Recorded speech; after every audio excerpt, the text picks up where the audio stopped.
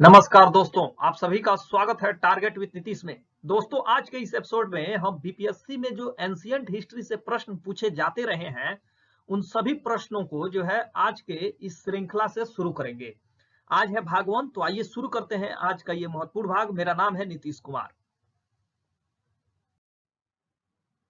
भारत में पशुपालन एवं कृषि के प्राचीनतम साक्ष्य प्राप्त हुए हैं। ऑप्शन ए है अंजीरा से, ऑप्शन बी है दम्ब सदात से, ऑप्शन सी है किली गुल मोहम्मद से, ऑप्शन डी है मेहरगढ़ से और ऑप्शन ई है इनमें से कोई नहीं या इनमें से एक से अधिक। जो प्राचीनतम साक्ष्य जो बीपीएससी का यह प्रश्न पूछा गया है, इसका सही उत्तर होगा मेहरगढ़ से। मेहरगढ़ की अगर बात की जाए तो मेहरगढ़ से जो है पशुपालन एवं कृषि का जो साक्ष्य मिला है वह 7,000 से लेकर 5500 ईसा पूर्व के मध्य माना जा रहा है। लेकिन कुछ विद्वान जो है इसको 8500 ईसा पूर्व भी मानते हैं कि यहाँ पे मेहरगढ़ में पशुपालन एवं कृषि के साक्ष्य जो है 8500 ईसा पूर्व पहले मिले थे। लेकिन वर्तमान में जो नवीनतम खोज हुआ है उसके आधार पे जो प्राचीनतम कृषि साक्ष्य वाला स्थल है वह उत्तर प्रदेश के संत कबीर नगर जिले में स्थित लहुरा देह है। यहाँ अगर बात की जाए तो यहाँ माना जाता है कि 8000 ईसा पूर्व से लेकर 9000 ईसा पूर्व के मध्य जो है यहाँ मानव के बसने की और कृषि करने के साक्ष्य मिले हैं। तो प्रश्न था भारत में पशुपालन एवं कृषि के प्राचीनतम साक्ष्य प्राप्त हुए हैं, तो इसका सही उत्तर होगा डी इस प्रश्न के अनुसार, बीपीएससी के अनुसार। लेकिन अगर वर्तमान समय में अगर ये प्रश्न पूछा जाता है तो आप बोलेंगे कि उत्तर प्रदेश के संत कबीर नगर जिले के में स्थित लहुरा देव जो है पशुपालन एवं कृषि के प्राचीनतम साक्ष्य वाला स्थल है, जहां पे 8000 ईसा पूर्व से 9000 ईसा पूर्व के मध्य मानव के बसने के जानकारी मिलती है। आगे बढ़ते हैं। निम्नलिखित में से किसको कैल्कोलिथिक युग भी कहा जाता है? ऑप्शन ए है पूरा पाषाण युग, ऑप्शन बी है नव पाषाण युग, ऑप्शन सी है ताम्र पाषाण युग, ऑप्शन डी है लौह युग और ऑप्शन ई है इनमें से कोई नहीं या इनमें से एक से अधिक। तो कैल्कोलिथिक युग जो है उसको ताम्र पाषाण युग के नाम से भी जाना जाता है। तो क्वेश्चन संख्या 2 का सही उत्तर हो जाएगा सी। अगर बात करें ताम्र पाषाण युग की तो ताम्र पाषाण युग वैसे युग को कहा गया है जिसमें तांबे के औजारों के साथ साथ पत्थर के बने हुए उपकरणों का प्रचलन मिलता है। तो क्वेश्चन नंबर 2 का सही उत्तर क्या हो जाएगा? सी। अगला प्रश्न, हड़प्पा में मिट्टी के बर्तनों पर सामान्यतः किस रंग का उपयोग हुआ था? ऑप्शन ए है लाल, ऑप्शन बी है नीला हरा, ऑप्शन सी है पांडु, ऑप्शन डी है नीला और ऑप्शन ई है इनमें से कोई नहीं या इनमें से एक से अधिक। तो हड़प्पा सभ्यता में जो मिट्टी के बर्तनों का रंग हुआ करता था वह लाल हुआ करता था। तो क्वेश्चन नंबर 3 का सही उत्तर हो जाएगा ए नंबर लाल। हड़प्पा जो निवासी थे वह मिट्टी के बर्तन जो है बहुत बड़े स्तर पर बनाया करते थे। अगर शुरू में हड़प्पा सभ्यता में जो अगर बात की जाए तो पैर से चलित चाक का प्रयोग किया जाता था बर्तनों का निर्माण करने में। लेकिन जैसे जैसे हड़प्पा सभ्यता आगे बढ़ता गया, परिपक्व हड़प्पा के दौर में हाथ से चलित चाकों का प्रयोग किया जाने लगा था। डिजाइन के आधार पर इन बर्तनों की 2 श्रेणियां थी, एक तो बिना डिजाइन वाले बर्तन तथा दूसरे थे चित्रित मृद भांड। मृद भांड को बनाने वाली मिट्टी में रेत का मिश्रण किया जाता था जिसको पकाने पर वह हल्के भूरे लाल रंग का रूप धारण कर लेता था। इन मृत भांडों के ऊपरी हिस्सों में लाल रंग की पुताई कर दी जाती थी तथा निचले हिस्से में काले रंग से विभिन्न प्रकार की चित्रकारी की जाती थी। तो हड़प्पा में मिट्टी के बर्तनों पर सामान्यतः किस रंग का प्रयोग होता था? तो लाल रंग का सामान्यतः प्रयोग होता था। तो क्वेश्चन नंबर 3 का सही उत्तर हो जाएगा ए। अगला प्रश्न, सिंधु सभ्यता निम्नलिखित में से किस युग में पड़ता है? ऑप्शन ए है ऐतिहासिक काल, ऑप्शन बी है प्रागैतिहासिक काल, ऑप्शन सी है उत्तर ऐतिहासिक काल, ऑप्शन डी है आद्य ऐतिहासिक काल और ऑप्शन ई है इनमें से कोई नहीं या इनमें से एक से अधिक।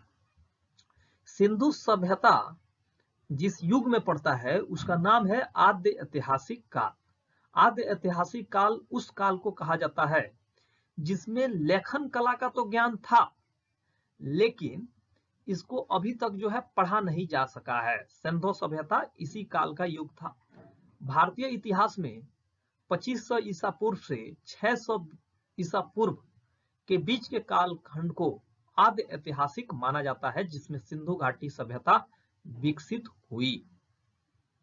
और अगर इससे पहले का काल किया जाए जिसमें लेखन कला के बारे में कोई भी ज्ञान नहीं था, उस कालखंड को जो है प्रागैतिहासिक कालखंड कहा जाता है।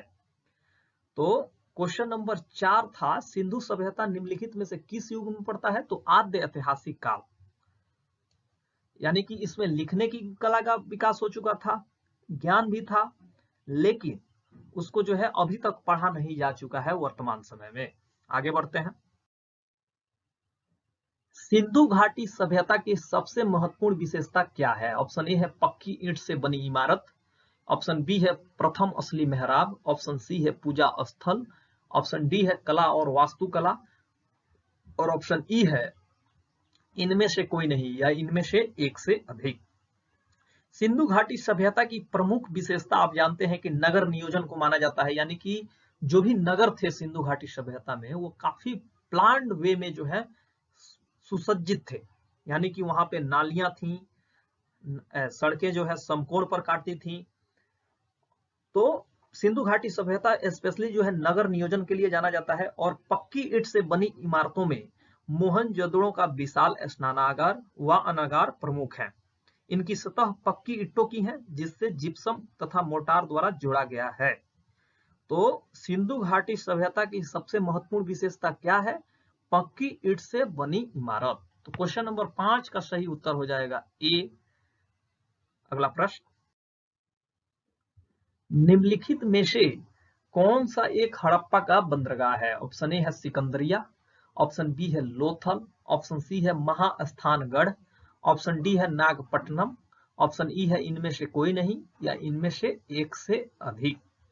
तो निम्नलिखित में से कौन सा एक हड़प्पा का बंदरगाह है? तो हड़प्पा का बंदरगाह के बारे में आप जानते हैं कि लोथल तो बहुत ज्यादा फेमस बंदरगाह है, इसके बारे में आप किताबों में काफी पढ़े होंगे। तो हड़प्पा कालीन अगर नगर में जो बंदरगाह थे उसमें लोथल गुजरात के अहमदाबाद जिले में भोगवा नदी के किनारे स्थित है और यहाँ की सर्वाधिक महत्वपूर्ण उपलब्धि हड़प्पा कालीन बंदरगाह है। तो निम्नलिखित में से कौन सा एक हड़प्पा का बंदरगाह है? तो इसका सही उत्तर हो जाएगा बी लोथल। अगला प्रश्न, निम्नलिखित में से किस हड़प्पा कालीन स्थल से टेराकोटा का हल प्राप्त हुआ? ऑप्शन ए है धौलावीरा, ऑप्शन बी है बनावली, ऑप्शन सी है कालीबंगा, ऑप्शन डी है लोथल, ऑप्शन ई है इनमें से कोई नहीं या इनमें से एक से अधिक। किस हड़प्पा कालीन स्थल से टेराकोटा का हल प्राप्त हुआ है? बनावली। तो क्वेश्चन नंबर 7 का सही उत्तर हो जाएगा बी बनावली। अगर बनावली की बात करें तो ये हरियाणा के फतेहाबाद जिले में स्थित है। तो बनावली कहाँ है? हरियाणा राज्य में है। यहां से जो है टेराकोटा का हल प्राप्त हुआ है। आगे बढ़ते हैं। क्वेश्चन नंबर 8 है, निम्नलिखित में से कौन हड़प्पा और मोहनजोदड़ो के उत्खनन से संबंधित नहीं थे? ऑप्शन ए है R D Banerjee, option B है K N Dikshit, option C है M S Vats, option D है वी ए स्मिथ और ऑप्शन ई है इनमें से कोई नहीं या इनमें से एक से अधिक। तो कौन हड़प्पा और मोहनजोदड़ो के उत्खनन से संबंधित नहीं थे? तो इसमें जो है 3 ऑप्शन जो दिख रहे हैं, आर डी बनर्जी, के एन दीक्षित, एम एस वत्स, ये तीनों जो हैं हड़प्पा और मोहनजोदड़ो के उत्खनन से संबंधित व्यक्ति हैं।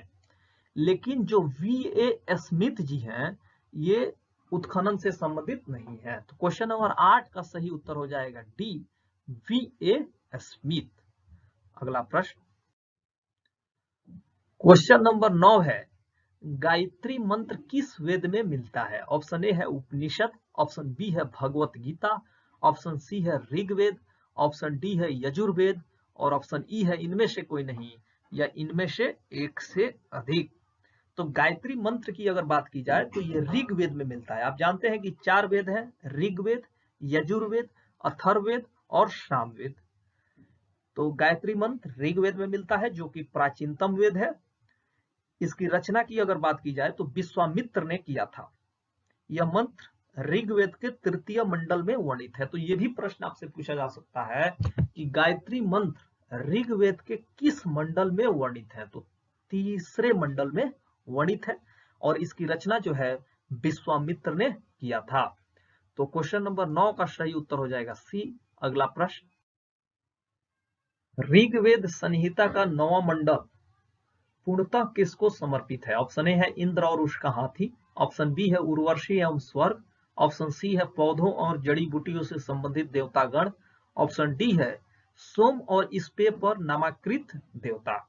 तो क्वेश्चन नंबर 10 का सही उत्तर हो जाएगा डी। सोम और स्पे पर जो अंकित देवता हैं उनको जो है ऋग्वेद संहिता का 9वां मंडल समर्पित है। तो क्वेश्चन नंबर 10 का सही उत्तर हो जाएगा डी। दोस्तों, आज के इस पहले एपिसोड में हम 10 प्रश्न को ही कवर कर रहे हैं, लेकिन अगला जो एपिसोड आएगा उसमें हम 25 प्रश्न आपको लाएंगे और जो 6वीं बीपीएससी होने वाली है उसके पहले जो है मैं आपको जो है जो प्रीवियस ईयर क्वेश्चन है उन सभी को दिखा दूंगा कि कौन कौन से प्रश्न आए हैं।